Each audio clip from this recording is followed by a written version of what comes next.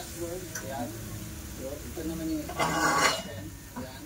So, makita natin dyan. Tumatakbo po kayo mga pag-ilaw po yan sa green. Ibig sabihin is naka-8 mode po tayo. Ayan. Ito, or so, nakas na po, naka-post po yung or natin.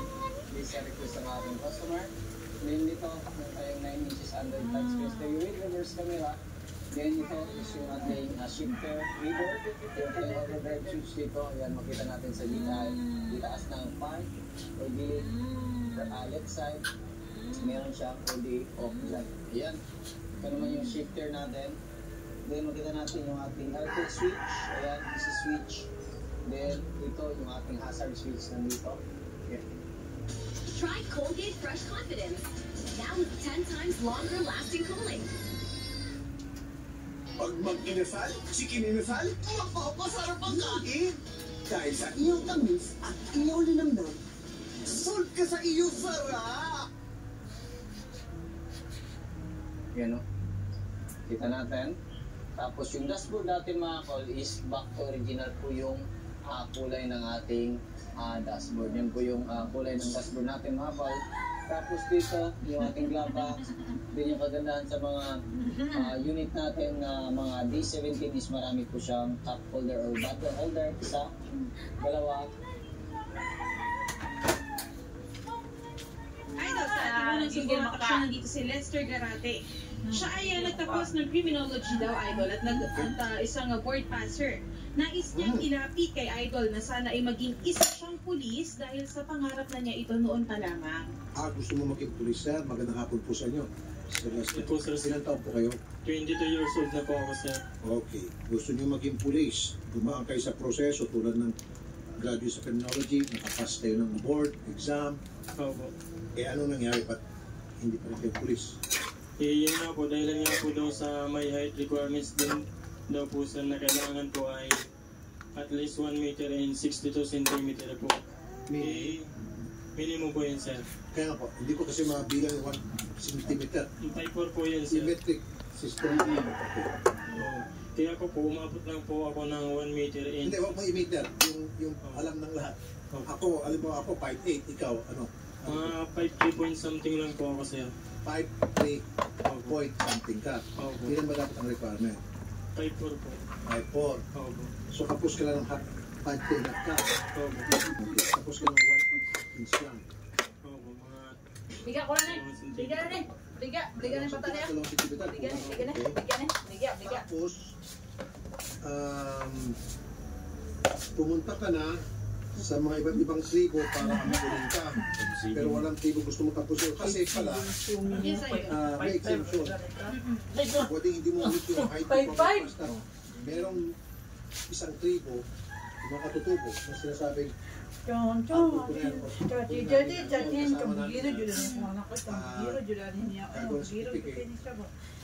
visa exemption.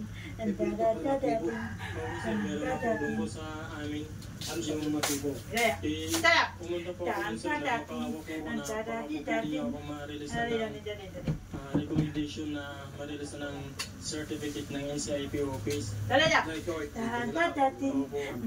mga tribo nito. Ayaw po kahit ano pong pag makaawa ko sa kanila, sabi ko. Ano pa ng tribo ito? Hindi ko lang po sila alam. Basta po yung treatment ko sa amin sir is kung hindi po si Maron ay agda po. Pumunta ka na sa ita. Hindi po po Sa ita.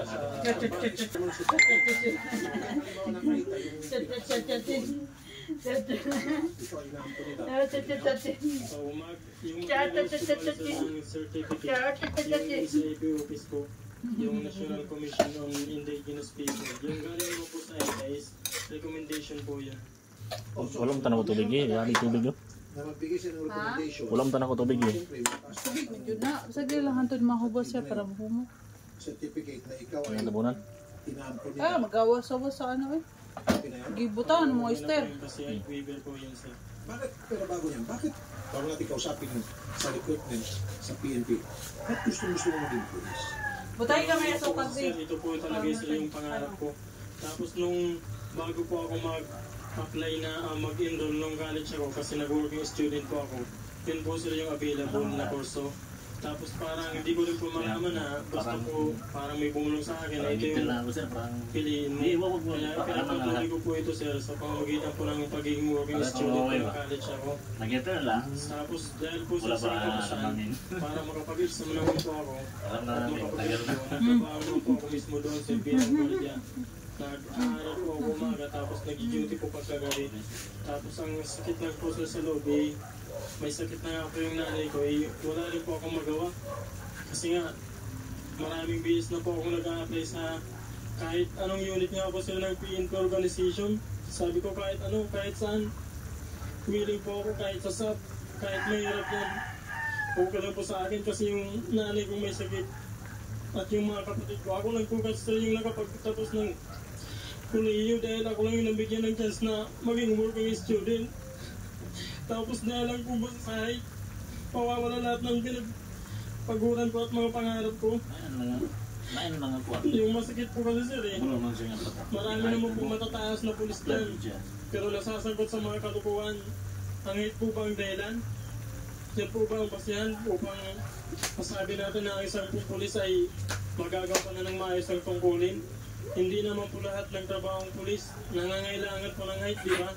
I agree with you. Yes, sir. Sige sir, kausapin natin itong si Police Major Maria Rosario Calusor, Chief Recruitment Section, Directorate for Personal and Record Management, Camp Crame, Quezon City. Wow, kompleto. Major Calusor, magandang hapon po, madam. Para